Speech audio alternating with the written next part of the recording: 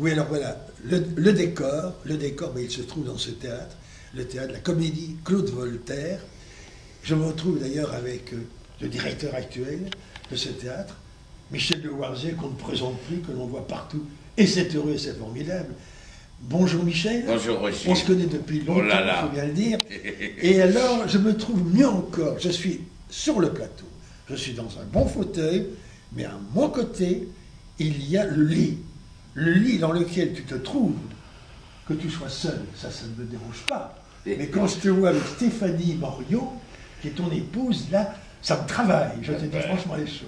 Comment ça se déroule, les spectacles de Faisons un rêve, c'est formidable. Ah, c'est un bonheur hein, de jouer cette pièce. Je n'imaginais pas que ça pouvait être aussi joyeux. Ça a été très dur. C'est vrai ? Très très difficile. C'était très difficile à travailler parce que la langue de Guitry est une langue qui lui appartient. Il parlait comme il écrivait, hein, ouais. Ou il écrivait comme il parlait surtout. Donc le danger, c'est qu'on a quand même un tout petit peu la musicalité de Guitry et on a envie de faire comme lui. Il faut casser ça, tout en gardant les mots à la même place. Et ça, c'est un travail de bénédictin, c'est pire que des vers. Parce que le peut-être, quand il met le peut-être à tel endroit, il doit être mis là, s'il est mis un mot plus, c'est difficile. Donc comme on dit à Bruxelles, j'ai succombé là-dessus. Est-ce qu'il écrivait vite, à ton avis ? Je ne sais pas. Je pense que oui. Hein. Il en a écrit beaucoup des pièces. Je suis persuadé qu'il devait écrire. Je ne me suis jamais beaucoup attardé sur la vie de Guitry, comme d'autres l'ont fait. Hein. Tu connais les spécialistes belges, c'était Claude Voltaire notamment, Marc Danval et Stéphane Stéman. C'est les trois qui se battaient pour savoir qui connaissait le mieux le Guitry. Hein. C'est comme ça. Parce que quand j'ai débuté, tu vois, je vais commencer à parler, attention. Hein. Quand j'ai débuté chez Claude Voltaire en 68, à la Maison Lambiette, c'était encore à la Maison Franck Roosevelt. Oh, c'est ça. Voilà, moi j'étais encore à l'IAD, donc j'étais encore étudiant, puis j'ai travaillé là, j'ai passé une audition tout à fait absurde avec Claude, parce que j'ai présenté l'école des femmes de Molière, je jouais le rôle d'Horace, mais je suis arrivé seul, et alors je lui demande, Monsieur Voltaire, est-ce que vous pouvez me donner la réplique d'Arnolphe? Et il me dit, je déteste cette pièce. D'abord, ça commence bien. J'ai dit, mais moi, je peux vous jouer le rôle d'Arnolphe et de Horace. Là. Alors, ça sonnait, ça c'est amusant. Alors, qu'est-ce que Horace Arnolphe, enfin, voilà. Et puis, quand je lui ai dit que j'avais Julien Berthaud comme professeur, et alors, évidemment, ça a ouvert encore d'autres portes, puisqu'il a repris le Neveu de Rameau que Julien Berthaud a écrit à Pierre Freinet. Donc, voilà, c'est comme ça que ça s'est fait. Donc, et alors, je parle de Guitry à ce moment-là, où on a joué une folie de Guitry, avec Jacques Lupy, André de Flandre, déjà Daniel Fir dans le Petifa, voilà, et Daniel Criot aussi. Et on l'a joué 90 fois à bureau fermé. Hein. Et donc, je me souviens d'une réunion entre Claude Voltaire, Marc Danval et Stéphane Seman, et ils se battaient tous les trois pour dire que c'était lui qui avait le meilleur rapport avec Guitry. Là, moi, je l'ai vu là, moi, je l'ai vu là, moi, j'ai la signature, moi, j'ai son truc, j'ai son machin.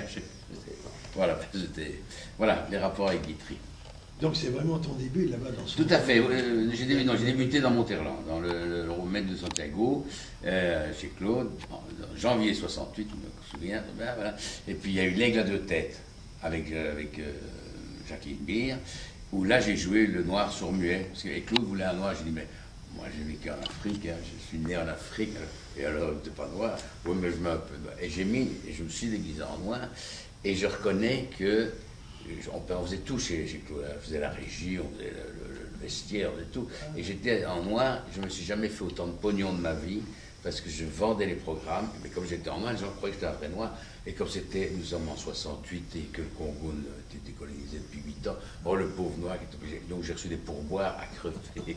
J'ai bien gagné ma vie, voilà. C'est pas un bon départ. Voilà. Et donc tu gardes un très bon souvenir de ce lieu en plus. Ah ben oui, parce que c'était presque mes débuts. Parce que mes débuts, j'étais à l'IAD, je suis rentré à l'IAD en 65, avec une classe quand même tout à fait exceptionnelle. Il y avait Jean-Claude Frison, il y avait André Burton, il y avait Francis Mailleux, il y avait Françoise Bette, et dans la classe, mais qui est venue nous rejoindre, il y avait Christian Maillet, et la classe un peu en dessous, c'était Martine Wilquet et d'autres. Donc voilà, donc, moi j'ai eu cette chance d'avoir comme ça une très très belle fournée. Belle affiche. Hein. Ah ouais, c'était une belle affiche. Et il y avait Viviane Mostin aussi, qui a fait une carrière alors à la radio, dans la publicité à la radio. Et alors, moi j'ai toujours beaucoup aimé, je suis très sincère en disant, Claude Voltaire, beaucoup le critiquaient. Moi j'ai passé de bons moments, on était d'abord de très bons amis, j'aimais le voir jouer, mais il avait un caractère évidemment assez particulier, pour pas dire davantage. Je peux dire que quand on est jeune comédien, on peut être fasciné par des êtres. Voilà. Claude est un de ses grands maîtres au niveau de la langue française. Il sortait du sérail du conservatoire. Il avait travaillé au conservatoire de Paris, il avait fait le conservatoire de Bruxelles où c'était pas garé déjà. Et puis il avait été à Paris, c'est là où il a rencontré Jacqueline B. Mais donc il était très marqué par un professeur, il s'appelait Georges Leroy, je crois, à Paris. Voilà, et ça c'était. Et alors il avait vu les grands Denis Dinès et tous ces gens-là qui avaient créé des Monterland, qui avaient créé La Reine Morte, qui avaient créé. Voilà. Et il gardait cet amour de la langue française, tel que Berthaud nous l'apprenait, nous, à l'IAD. Donc j'avais le pendant avec Berthaud et Voltaire. Et Claude avait cet amour de la langue française, des longues, des brèves, des respirations, de tirer sur les sons. Et puis alors, ce qu'il avait cette chose insensée, hein, il était fou. Hein. Il était fou sur le plateau. Hein. Parce qu'il y a des jours où il avait des humeurs, alors il faisait n'importe quoi. Hein. Moi j'ai vécu des choses épouvantables avec lui, des fous rires. Je ne ris plus en scène, tellement j'ai ri à cause de Claude. Il m'a un jour embrassé sur la bouche. Hein. Quand il jouait Madame Alexandra, il était merveilleux dans Madame Alexandra dans Colomb. Il a fait 173, 74, avant je crois La Cage aux Folles. Il était extraordinaire dans Madame Alexandra dans Colomb. Il était une femme, là, vraiment. Coco Chéri, et il imitait Elvire Popesco hein, dans le rôle, hein, avec l'accent roumain. Et moi, je jouais la surette, le petit côté. La surette, je vous adore, venez, venez, mon chéri, venez. Et puis, il me prend mon bras sur la bouche. Tu sors de la côte, dépité, honteux, hurlant de rire. Ben voilà, ça c'était Claude. Il a toujours été excessif. Il a toujours été excessif dans ses choix, dans sa vie, dans tout. Et donc, il pouvait provoquer un amour colossal et une haine colossale. Il avait beaucoup d'ennemis, je crois. Oui, il avait des ennemis, il s'en était fait. Il aurait tué père et mère pour un bon mot. Hein. Ah ouais, moi je peux t'en raconter. Alors là, un jour, il m'a téléphoné à 6 h du matin pour faire des mots sur les acteurs ou sur des directeurs. Hein. Oui, et non, mais je me souviens que pour Domani, par exemple, Roger Domani, il dit c'est Aranal. Hein.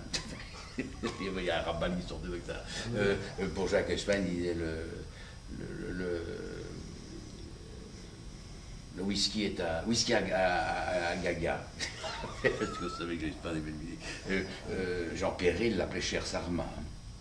Ah oui, parce que Jean Perret avait 6 théâtres à l'époque. Ah oui, Jean Perret avait le Molière, il avait les Galeries, il avait le Vaudeville, il avait le Centre culturel Duc, il avait le 44, et puis il avait en plus la Louvière, il avait Namur. Enfin non, oui, à un moment donné, Jean Perret, c'était une espèce de consortium, c'était « Bonjour mon cher Sarmois ».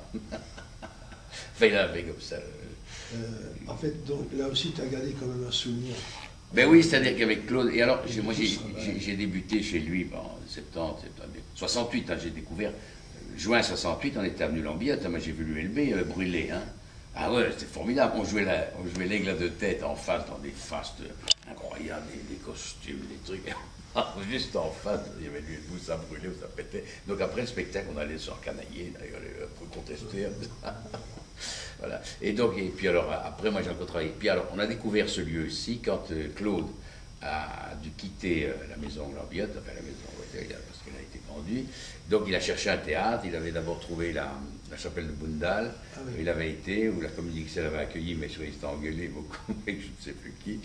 Et alors, c'est en 71, Claude et moi, on avait fait beaucoup de maisons, notamment la maison des notaires, que le bourgmestre de la commune de Louis-Saint-Pierre, s'appelait M. François Persons, et son échevin de la culture, M. Jacques Vandenaude, ont dit, voilà, M. Voltaire, venez un peu ici, nous avons la salle des fêtes de l'école, du Champ d'Oiseaux.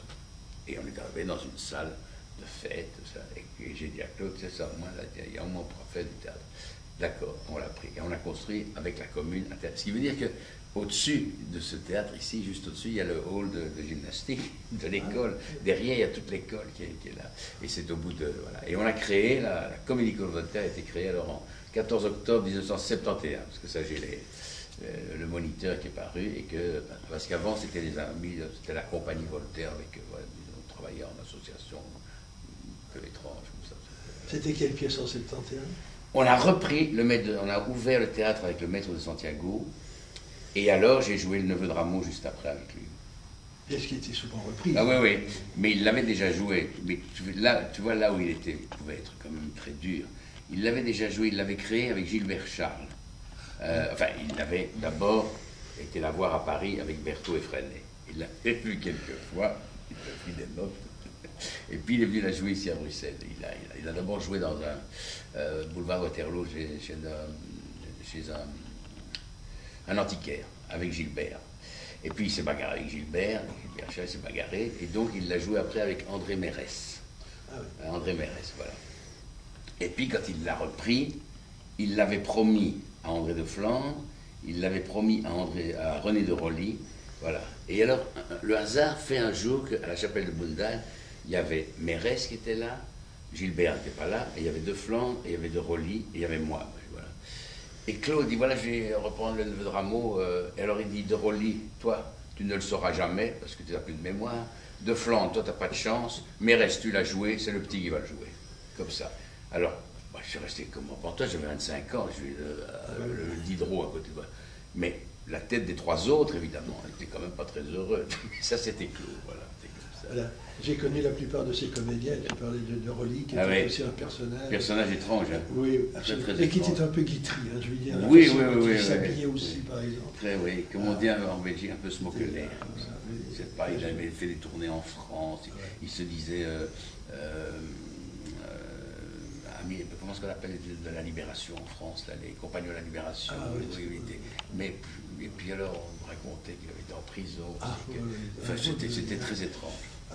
J'ai joué plus au théâtre Molière. Molière, j'ai beaucoup joué avec René de Rosny. Et il y avait sa femme à l'époque, parce que pour Myriam de Caunes. Myriam de Caunes, qui était ravissante. Ravissante, et qui avait été la femme d'André Clarence. Ah, voilà. Voilà. On connaît un peu l'histoire. Voilà. Je suis d'accord. Vous êtes en train de. Ça remonte à 1960, mais ça je ne connaissais pas. Vous êtes en train d'écouter et de regarder Michel, mais nous racontons un peu l'histoire du théâtre, c'est important. L'histoire de la comédie. De la comédie. Parce que moi j'ai joué alors ici pendant 4 ans, et puis Claude c'était fatigant. Hein, et alors j'ai été appelé petit à petit à jouer au théâtre. C'est comme ça que je suis rentré à l'année au Théâtre National. Et j'étais pendant 10 ans, moi j'étais pensionnaire au Théâtre National. Ah, je savais que tu étais pensionnaire. Ah ouais, de 76 à 86. Et j'ai été très très impliqué dans la succession de Jacques Huysmans, puisque je représentais le personnel, tout ça, j'étais au conseil d'administration. Et donc, bon, il arrivait alors de Jean-Claude Drouot, j'ai très très bien connu cette affaire. Ça, je peux en raconter alors là pendant une bonne heure, parce que ça a été... Il a posé un problème. Non, après, mais au moment même, non, c'est-à-dire à la succession de Jacques Huysmans.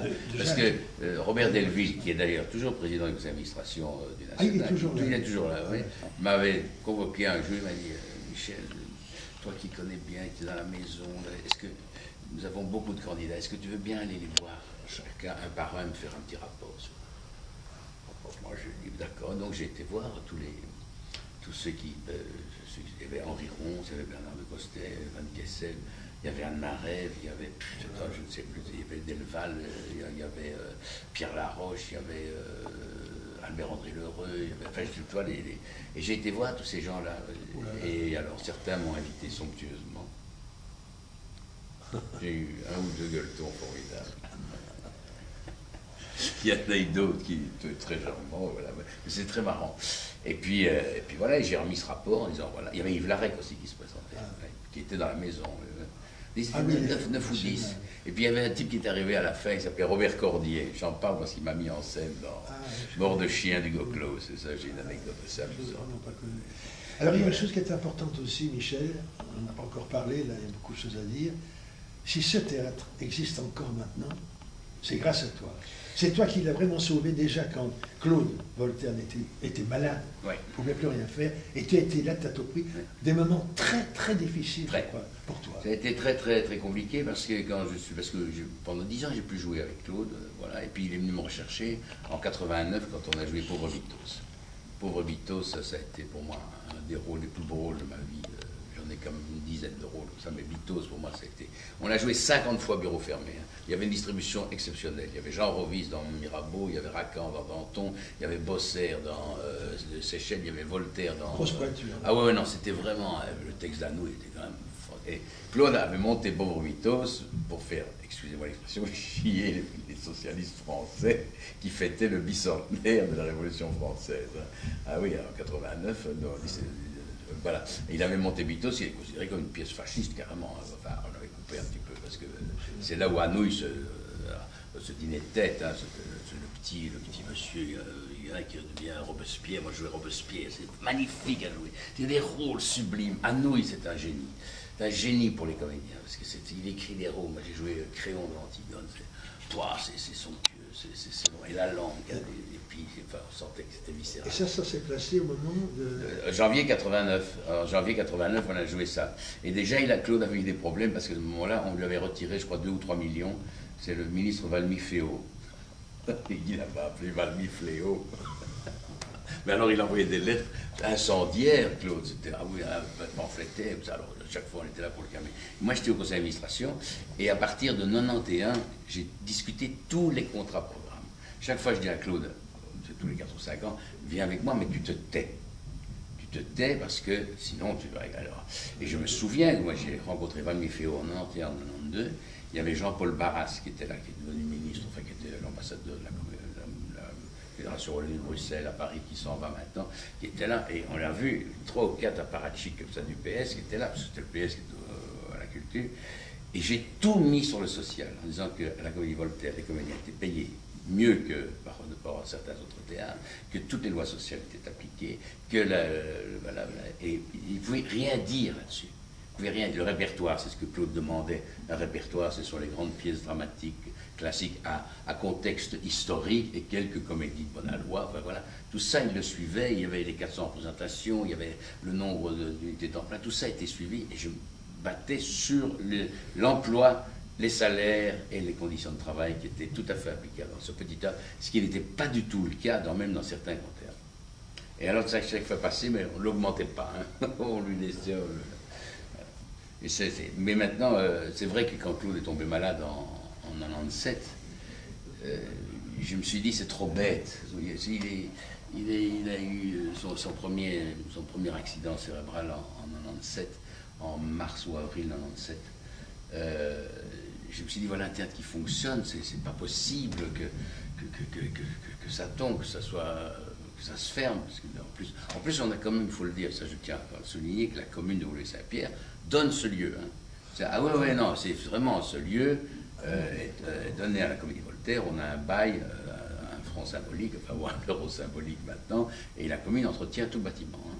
Il n'y a pas de gaz, pas d'électricité, tout ça est payé par la commune. Donc c'est une subvention quand même formidable de la commune. Et, voilà. Et la commune est très fière de ça. Et la seule servitude que nous avons, c'est que nous offrons à la commune une représentation par spectacle.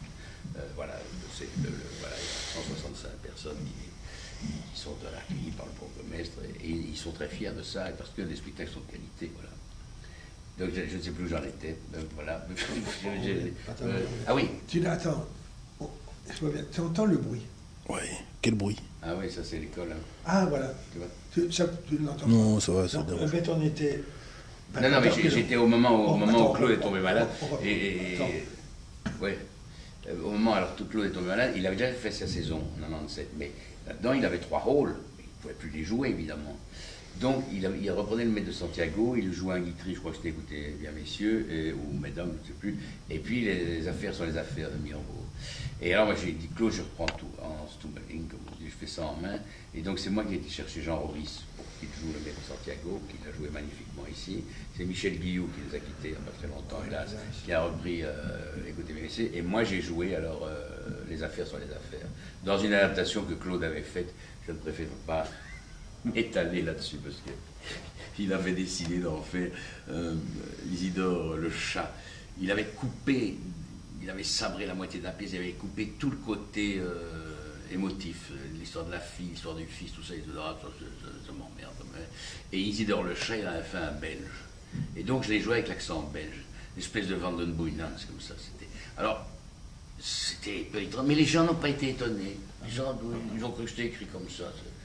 Ouais, ça c'est mon château, c'est mon château, c'est ma femme, et c'est Jacqueline Nicolas qui jouait ma femme. Voici ma moitié qui est mon double, enfin des trucs comme ça. Mais la scène avec Guillaume était formidable, avec le marquis de Porcelet, mais avec l'accent, l'argent, monsieur le vicomte, il n'y a que l'argent qui compte. Formidable, Mirbeau, c'est mais tu parles de l'accent bruxellois. Ouais. Michel, mais si ma mémoire ne me trompe pas, tu as joué une pièce, ça c'était dans un bistrot, Ah, c'était non, un non, gros non. succès, ça. Ça, c'est Vous savez, encore. Tu sais, Comment ça s'appelait encore chez Willy. Chez Willy, voilà. Tu vois, Roger, moi je crois que je suis né sous une chance incroyable. D'abord, j'ai une chance étonnante, c'est que mon papa et ma maman m'ont donné une bonne santé. Hein. Il faut une santé physique et une santé morale. Hein. Ça, il faut quand même. Bon, voilà. J'ai quand même beaucoup travaillé, énormément travaillé. J'ai fait beaucoup de choses parce que j'ai fait beaucoup d'enfants. C'est mon problème. Mon problème, je les Comme adore. en Atio. J'en ai 6. T'as- J'avais fait 6, T'as j'ai 6 enfants. Et j'ai t'as fait des six- petits aussi maintenant. Ah, non? Ah, j'ai des petits-enfants. T'as des aussi. petits-enfants. Oui, mais j'ai des T'as petits-enfants. deux petits-enfants. Mais attends, entendons bien sur le mot Oui, petit. oui, C'est oui. comme Allons-y. j'ai cette phrase merveilleuse de Jérôme Savary, mes petits-enfants, je les fais moi-même. Voilà.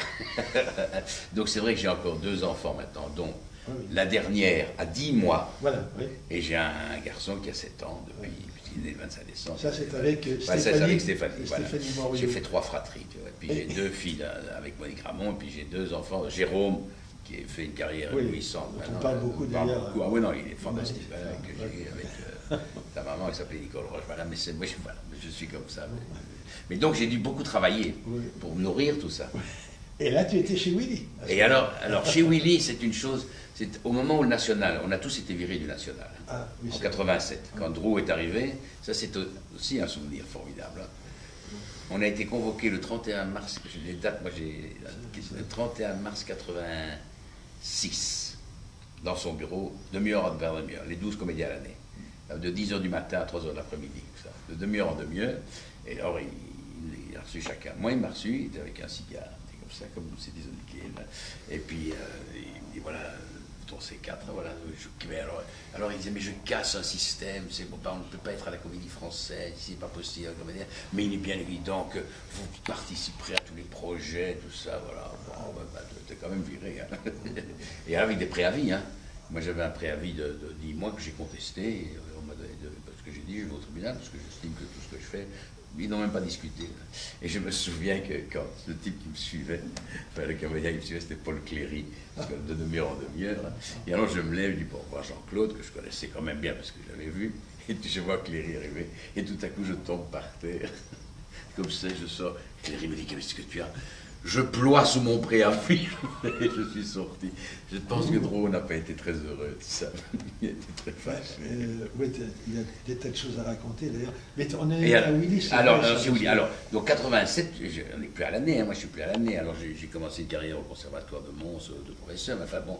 Et tout à coup, un jour, Martine Wilquet me téléphone, disant, Michel, il y a une pièce ici canadienne, j'ai fait la traduction, j'aimerais bien que tu la joues. Je dis, bah oui, donne-la moi. Et je lis ça. Je lis ce que Martine a traduit, hein, parce que c'était en joie, là. Et je lui dis, Martine, je dis, moi, l'expression, je ne joue pas cette merde, hein, ça, je ne joue pas ce type qui chie, qui pète, qui ronque, qui vomit, qui c'est tout ça. Mais j'ai dit, je ne peux pas. Mais il dit, si, regarde, relis. Et j'ai dit, mais c'est pas possible que ce ne soit que 3 comédiens qui jouent 18 personnages. Mais s'ils le font. Alors, ça m'a amusé. Inconsciemment, ça m'a amusé de. Alors, j'ai relu le truc, j'ai dit, écoute, Martine, moi je veux bien, mais il faut me faire. Là, ça je dois faire, ça je dois faire, ça je dois faire. Tu fais ce que tu veux, on va travailler ensemble. Mais les Canadiens sont coproducteurs, donc ils vont venir les 8 derniers jours, en tout cas Michel Côté ou Marc Messier va venir, parce qu'ils tiennent fort à ce que ce soit la même chose qu'au Canada au niveau des déplacements et tout ça. Voilà. Il y avait, ah oui, ils avaient mis 25%, il y avait mis de l'argent là-dedans, hein. Il y avait beaucoup d'argent, hein. On a mis 1 million, je crois, de francs belges à l'époque, hein. C'était beaucoup. Hein. Voilà, et c'est Henri Impoul, à qui je ne peux que remercier d'avoir fait cette chose-là, hein, qui était coproducteur. Et puis voilà. Et donc, on a commencé à travailler. Et alors, mes 5 personnages que j'ai eus là, je peux te dire qui c'est. C'est parce qu'on a travaillé ça à la belge, évidemment. Oui. Donc, le premier, c'était un clochard que je connaissais, rue Haute. Tu sais, il y a un café qui s'appelle, je ne sais plus comment ça s'appelait, où il y avait une ficelle et on coupait la ficelle quand on tombait le matin. Ah oui, il pouvait dormir sur une ficelle, ça s'appelait, je ne sais plus. Je ne sais plus. Voilà. Et alors, j'ai dit, et les conseils, et j'ai pris, voilà. Le second, c'était le pompier pointu, et j'ai fait un amalgame, comme je suis très sportif. J'ai fait beaucoup de sport dans ma vie, même du sport de haut niveau. J'ai fait un amalgame avec un type que j'ai rencontré champion de hockey sur gazon, parce que j'ai failli être aller aux Jeux Olympiques moi, en 64. En compte, hein, au hockey sur gazon. J'étais dans les 30 sélectionnés, mais ils n'en ont pris que 21. Moi, pas dedans. Hein. Et il y a un type que je connaissais, qui avait quoi, appelé comme ça, et avec Joseph Jurion, qui était là, aussi un joueur de football. Et il m'a comme ça. Et j'ai dit, j'ai fait un amalgame avec ça. Le troisième, c'était. Oh, c'est inouï. Tu me rappelles des choses, moi, ça me fait rire. Le troisième, c'était le concierge ou l'appariteur du conservateur de Mons. Je n'ai jamais vu un feignant comme ça. Et il parlait avec l'accent boréen, comme ça. C'était terrible, c'était vrai comme ça, voilà. Et un jour, il prend son agenda. Et il ouvre son agenda. Il n'y avait rien sauf marqué repas. J'étais fou de rien.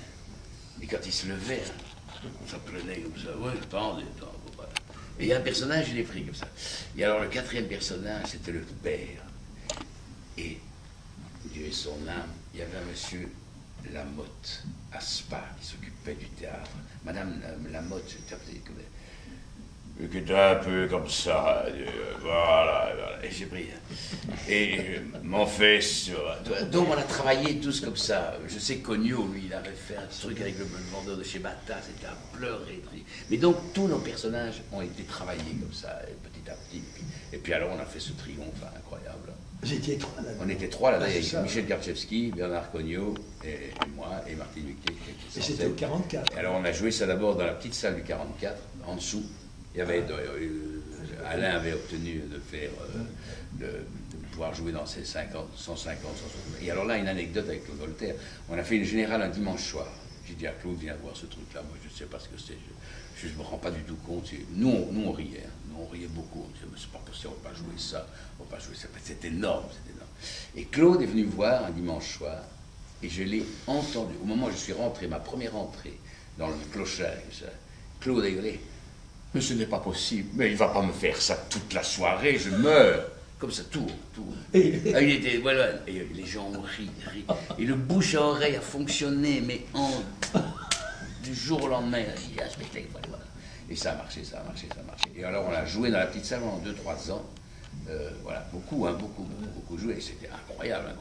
Et puis Alain Lempoul n'a plus l'autorisation des pompiers de pouvoir jouer dans la petite salle, parce qu'il n'y avait pas. Et alors il a dit, est-ce qu'on risque dans la grande salle? Et on est monté, on est monté dans la grande salle à 400 places, et au réveillon on jouait 2 fois à 900 places, hein. Sans micro, hein. Il n'y avait pas de micro, on n'est pas maintenant avec tous ces gens qui travaillent. Oui, alors que l'acoustique là-bas. Oui, l'acoustique, on était là. Hein. Voilà, et donc, c'était formidable. Et alors, le bilan de ça, on l'a joué pendant 8 ans. Oh, ben... Oui, on a fait 400 représentations. On a joué 400 fois, 125 000 personnes. Et je ne te dirai pas le chiffre d'affaires. Chapeau. Bon, quand on est avec toi, Michel, on peut parler pendant des heures. Ben, et tu prends tout comme ça. Mais tu sais aussi envisager et parler de choses très sérieuses. Et puisque j'ai la chance d'être avec toi maintenant, dans ce théâtre vide, je reviendrai bien. C'est bien la première fois qu'il est vide. Hein. Hein? Voilà. C'est d'un problème très dramatique pour le théâtre, avec ce qui se passe à propos de l'argent, à propos des budgets, oui, etc. Il faudrait en dire quelques mots, peut-être. On va même en dire plus que quelques mots. Nous vivons une situation qui est très douloureuse pour les jeunes, surtout pour les jeunes acteurs. C'est ça, oui. Les jeunes acteurs, je suis peut-être un des premiers responsables, j'ai été professeur au conservatoire pendant plus de 25 ans, donc on a fait sortir des tas de jeunes, des écoles de qualité, hein, que ce soit les 3 conservatoires, l'INSAS et l'IAD, depuis maintenant une dizaine d'années sortent 15, 20 jeunes, ce qui veut dire qu'il y a une centaine de jeunes qui sortent. Et en 10 ans, ça en fait 1000 jeunes acteurs qui sont sur le marché et qui ne trouvent pas d'emploi parce qu'il y a de moins en moins d'emplois. Pourquoi? Parce que d'abord, il y a de plus en plus de théâtres qui se sont ouverts, mais ces théâtres se referment très vite, que les lois sociales, comment dirais-je, l'impact dans lequel les théâtres subventionnés sont obligés de fonctionner. Il y a des conventions collectives qu'il faut appliquer, il y a des salaires à appliquer, tout ça, bon, voilà. Et l'enveloppe, quoi qu'en dise Mme Lanane, qui effectivement a augmenté de 30% depuis qu'elle a été ministre, c'est-à-dire il y a 9 ans, elle a augmenté l'enveloppe de 30%, mais pour ouvrir d'autres théâtres, et non pas pour améliorer certains théâtres, voilà. Sauf un ou deux Alors, il n'y a pas du théâtre national qui, lui, a pris quand même de 4 millions, c'est 4 millions d'euros, et passé à presque 6 millions et demi maintenant. Donc voilà. Et nous avons actuellement évidemment le phénomène de Mons 2015 qui prend beaucoup d'argent. On parle de 7 millions qui vont à Mons, comme ça on se demande. Et alors il y a ce problème de Bruxelles. Moi je suis bruxellois dans l'âme, il n'y a rien à faire. Moi, Bruxelles c'est ma ville, il y a beaucoup de théâtre à Bruxelles. Il y a une floraison de théâtre. Mais il n'y a pas le public pour ça. On garde 1 million 200 000 personnes à Bruxelles qui viennent, et il y a les grands théâtres. Il y a le Théâtre National qui fait ce qu'il a à faire actuellement. Bon, je ne mettrai pas d'opinion là-dessus. Et puis il vous reste le Théâtre du Parc, le Théâtre des Galeries et le Théâtre de Poche. Il y a le théâtre le public. Avec des difficultés. Non, le rideau. Alors, le rideau, pour moi, c'est beaucoup plus dramatique que ça, le rideau. Parce que le rideau a une subvention très importante d'1,6 million, et il n'a plus de lieu. Donc, et actuellement, la difficulté, c'est que tout cet argent qui est dans les subventions passe presque à 60 ou 70% dans des locations, dans des loyers, dans des charges électricité, et que pour finir, la masse artistique se réduit énormément dans les subventions. C'est pour ça qu'on a une chance étonnante ici, grâce à la commune qui nous donne ce lieu, c'est que moi j'emploie à peu près, avec les recettes, et on fait des recettes ici, ce qui n'est pas le cas de certains théâtres, mais c'est très difficile de comparer. On ne compare pas des poires et des pommes. Ce que fait l'Océan Nord n'a pas du tout la même signification artistique que ce qu'on fait ici. Donc, quand je dis signification, c'est l'objet artistique, Océan Nord, et dans un lieu plutôt défavorisé, enfin une commune quand même un peu défavorisée, qui est Saint-Josse ou Scarbeck là-bas, donc où le prix des places n'est plus à 15 ou 17 euros, mais est à 10 euros, et avec un public très restreint par rapport à... Voilà. Donc c'est très difficile de comparer ça. Mais il y a un moment donné où la paupérisation de ce métier va devenir épouvantable, et je ne sais pas ce qui va arriver. Alors, ou bien, puisque nous sommes maintenant en reconduction de contrat-programme, il y a 39 institutions qui demandent de l'argent. Il y a une enveloppe de 30 millions. Or, la demande des 39 programmateurs s'élève à 36 millions. Donc, il y a 6 millions qui manquent. Alors, où va-t-on les trouver? Est-ce qu'on ne doit pas les trouver? Alors, on va supprimer. Nous ne sommes plus indexés depuis 5 ans, à peu près. Donc, l'indexation, c'est la subvention. La subvention de la Comédie Voltaire est quand même de 326 450 euros, c'est une des plus petites de la communauté, et nous faisons près de 150 000 euros de recettes. Donc on travaille sur une PME de 500 000 euros. Il y a des théâtres qui ont 800 000 euros de recettes et qui font 800 000 euros de subventions et qui font 25 000 euros de recettes. Alors voilà, c'est ça la difficulté. Donc tout ça, c'est de savoir où va l'argent. Et il y a peut-être un phénomène maintenant, Bruxelles-Wallonie. Et la Wallonie se plaint en disant que tout l'argent va à Bruxelles et qu'il faut aller un peu décentraliser. Et c'est vrai qu'il y a à peu près 20 millions qui viennent à Bruxelles avec le national, et qu'il n'y a que 10 millions en Wallonie. Donc voilà, il y a Mons évidemment qui prend beaucoup. Donc c'est très compliqué. Le théâtre de Liège. Le théâtre de Liège. Mais le théâtre de Liège, il vient d'être construit, c'est formidable. Mais de 23 millions, il est passé à 26 millions pour les travaux. Et il faut payer tout ça. Voilà, mais alors on dit 26 millions d'euros, ça fait 1 milliard de francs belges. On réalise plus ça. Quand on dit 26 millions, ça fait 1 milliard de francs belges pour un bâtiment. Si on avait dit ça il y a 10 ans, on va faire un bâtiment de fou, toi. Non, mais voilà, c'est tout ça. Mais bon, donc c'est très. Alors la difficulté, c'est pour un programmateur comme moi, avec mes collaborateurs, parce que je ne suis pas seul, il ne faut pas croire que je fais ça tout seul. À un moment donné, on se dit, mais qu'est-ce qu'on va jouer? Il y a des pièces de moins en moins d'acteurs. Parce que le moindre salaire pour un acteur maintenant coûte à peu près 7 000 euros. Le moindre salaire. C'est 2 mois de travail avec les lois sociales et les conventions collectives. Le moindre salaire. Il y a 1 mois de répétition et il y a 1 mois de représentation. Vous payez à 2005, plus les lois sociales, ça fait 3 750. Multiplié par 2, ça fait du 7 000, à peu près 7 000 euros. Ça coûte. Et il est important de savoir que les répétitions sont payées. Sont payées maintenant. Les gens n'y pensent pas. Moi, je me souviens, quand j'étais comédien à Liège au théâtre de gymnase, c'était pas payé. Pas 1 centime.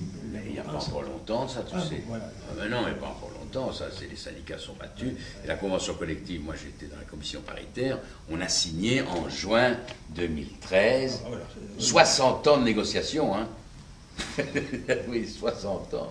Et voilà, Ouais, donc il faut... Donc, je veux dire, si on veut une décence dans ce métier, moi je me suis battu pour la défense de l'acteur, pour la défense du comédien. Maintenant, je pense que le théâtre, il a sa petite part, mais il y a une institution qui ne remplit plus du tout, mais alors plus du tout, et ça c'est un scandale, c'est la RTV, hein, qui ne remplit du tout sa mission de faire travailler les artistes. Hein. Plus du tout. Hein. Roger, tu te souviens, moi je me souviens, j'étais en admiration devant toi quand tu faisais toutes les radios, les dramatiques là, en plein air. Tu me souviens d'un Napoléon avec Julien Berthaud notamment. Ouais, enfin, tout ça, tu sais. Il jouait les Napoléons. Ben, tu faisais tout ça, ça faisait travailler les acteurs. Il y avait des acteurs, il y avait des dramatiques. Moi, ma première dramatique, je l'ai fait avec Jean-Louis Jacques. La première dramatique stéréo, c'était incroyable. Puis alors au niveau télévisuel, moi j'ai fait une vingtaine de téléfilms entre 1970 et 1986.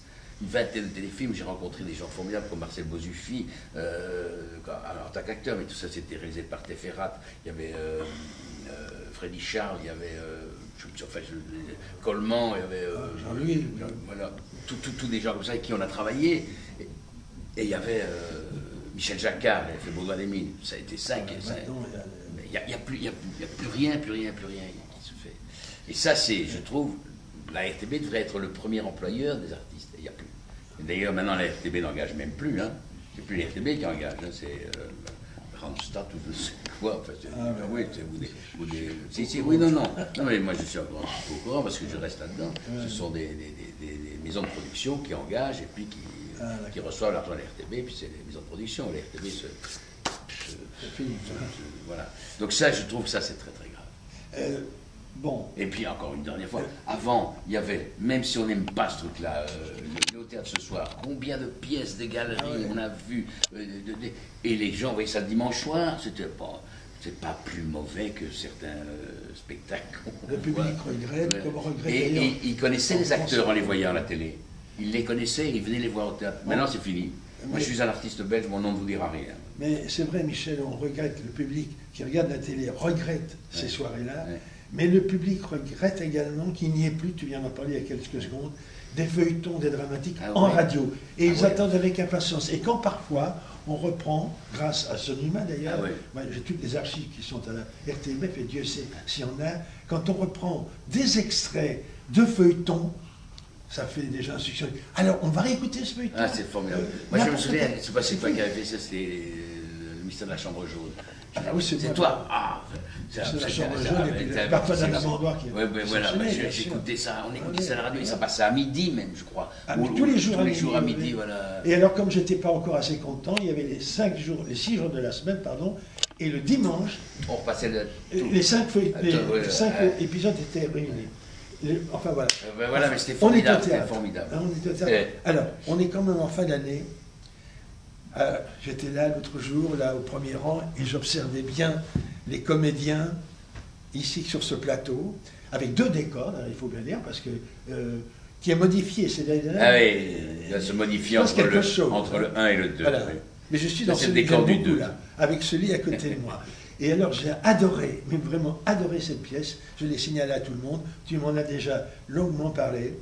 Et donc c'est jusqu'au 31 décembre, avec la même distribution. Donc si des fois je revenais, je vais revoir une certaine Stéphanie Manriot. Tout à fait, c'est toujours bien elle. C'est toujours bien elle, de plus en plus charmant. C'est toujours Bruno Joris qui joue et Sergent Forlin qui joue le ballet. Vous êtes toujours les mêmes. Et alors ce qui est, je trouvais étonnant, et ça aussi je veux le répéter, le deuxième acte, qui dure quoi, 45 minutes? Non, 30. 27. Oh, 27 minutes. Seul en scène, voilà, pour expliquer, voilà. Mais c'est du stand-up, hein, avant la lettre, hein. Il a écrit ça il y a 100 ans, Guitry. C'est du stand-up avant la lettre, et c'est très très bien joué. Mais j'ai beaucoup souffert, mais maintenant, comme je possède tout à fait des trucs, et maintenant on peut un peu prendre le temps, il faut écouter le public. Ça, c'est une chose que j'ai appris avec chez Willy. Moi, maintenant, j'ai l'oreille qui est vraiment vissée. Quand des gens rient, je sais qu'il faut retarder la truc suivante sans perdre le rythme. Ça, c'est la difficulté. Lydie, je vais te demander ça. Est-ce que tu ne peux pas me faire plaisir avec un petit extrait de la pièce? On te verrait là comme ça. Oh là là, mais Est-ce possible? il bouge, mais si je le fais assis, non, il y a un moment qui est quand même terrible. Donc ce monsieur, Oui, tu peux rappeler ce l'histoire. monsieur il drague de façon admirable. Maintenant, je ne sais pas si ça fonctionnerait comme ça. Il a dragué une femme, il lui a donné rendez-vous chez lui à 9h du soir. Et donc, le début du deuxième acte commence à 9h moins 5, où elle lui a dit qu'elle venait. Et donc, il l'attend. Et donc, il imagine tout son trajet. Elle sort de chez elle, elle prend le taxi, elle fait je passe, parce que je voudrais arriver à ce moment qui est quand même assez... et puis, tout à coup, elle n'arrive pas. Il commence à s'énerver. Et puis, il commence à s'énerver. Et puis, il regarde à un moment donné la montre et il dit, mais c'est... Oh, que les femmes sont assommantes. Hein, assommantes. J'en ai connu une qui était exacte. D'ailleurs, jamais pu arriver à être à l'heure avec elle. Les femmes sont assommantes. Et puis, il continue. Et alors, il va s'asseoir sur le lit. Et à un moment, il se lève et il dit, mais qu'est-ce qu'elle peut bien faire? Oh, mais elle n'a peut-être pas trouvé de taxi. Mais si, elle a toujours au coin de l'avenue de l'Alma. Mon Dieu, pourvu qu'elles ne soient pas malades. Mais elles ont toujours quelque chose, c'est vrai. On dirait qu'elles ont 2 fois plus d'organes que nous. Mon Dieu, surtout, mon Dieu, pourvu qu'elles n'aient pas réfléchi. Elles ne font que des bêtises quand elles réfléchissent. Voilà. Ça, c'est l'humeur de Guitry dans... Suite au théâtre. Voilà. En tout cas, ça s'arrête. Voilà, ça ne s'arrête pas. Comment? Ça ne s'arrête pas, parce que nous allons le reprendre déjà. Ah, donne-moi les Un dates scoop. immédiatement. À l'état, je ne les ai pas encore. Mais nous le reprenons au festival du Caravelt en juillet. Voilà. On va le reprendre 6 fois. J'espère que je ne dois pas patienter plus de 6 mois pour revoir la comédienne Stéphanie Morio. Elle joue Non, parce dans un des prochains qu'elle va jouer dans ici. Le Malade Imaginaire qu'elle va mettre en scène. Elle va me mettre en Ouais, scène et dans Le qu'elle Malade en scène. Imaginaire. Elle va jouer Toinette. Et dans une nouvelle version qu'elle retravaille. Voilà. Et toi, tu joues le rôle Moi, je joue le rôle d'Argan. Ouais. que tu n'avais jamais joué. J'ai déjà joué 127 fois. Non, je blague. Attends, je l'ai joué en l'an 2000. En 2000, Claude vivait, hein, et Claude vivait encore, et je dis Claude, le malade imaginaire. Ah, ça m'emmerde cette pièce. Je dis Claude, voilà, mets-la en scène. Bon, c'est que Claude n'était pas bien, donc on a retravaillé ça, donc on l'a monté, ça a fait un triomphe. Alors il était là. Puis Claude est mort, et en 2007, je l'ai repris. Donc c'est tous les 7 ans, tu vois. Le chiffre 7, tu sais, parabolique, il est 1. Et donc voilà. Et le malade, je trouve que c'est une des plus belles pièces de Molière. Parce qu'il y a beaucoup de choses là-dedans. Et quand je l'avais joué en 2000, le rôle d'Angélique, c'est Stéphanie qui jouait le rôle d'Angélique à l'époque. C'était formidable. Humainement, tout à coup, ce type, sa femme est un monstre. Les gens, Béline, sa seconde femme, c'est sa seconde femme. Et toujours chez Molière, hein, c'est jamais les épouses. C'est toujours des secondes femmes, il y a des trucs et des machins. C'est un peu comme toi aussi. Ça. Oui, non, moi j'en ai eu plusieurs. Oui, mais elles sont méchantes avec les enfants. Alors, C'était pas le cas. bien, au mois de janvier, c'est tout proche, dans quelques jours. Là, c'est un accueil. C'est un accueil. Avec des chansons avec magnifiques. les vieilles chansons magnifiques. J'ai vu d'ailleurs avec l'excellent. Le formidable Von Sivers, Voilà. Et Jean-François Briand qui est très bien. Très bien, très bon spectacle. Oui, avec mon vieux pote Von Sivers, nous sommes de la même génération, encore des solides. Notre génération de 68 est encore solide. Tu sais que, je pense qu'il y a Dobrinine, tu as vu Dobrinine dans La Dame de chez Maxime, Oui, qui jouait le général, voilà. Oh là, Il y a Dobrinine, il y a Von Sivers, il y a Frison, il y a moi. Il n'y a pas Paul Dermont qu'on voit un peu moins pour le moment, mais c'était une bonne génération d'acteurs. Allez, on se quitte. Quelle est ta devise? Laquelle? Celle du théâtre ou la mienne? Parce que tu sais que je suis... Celle du théâtre. C'est du théâtre. Claude avait abolir le passé, c'est déshériter l'avenir. Ça, c'était la... Et alors, la devise que j'ai dit, c'est l'homme supérieur est celui qui reste fidèle à l'espérance. Voilà, ça, c'était bien. Mais alors, tu sais que je suis noble, hein. Tu ne savais pas ça? J'ai déjà appris. Voilà, alors, j'ai une très jolie devise. C'est toujours et partout bien servir. Voilà. Ça, c'est la devise, c'est le blason que je transmets à mes enfants.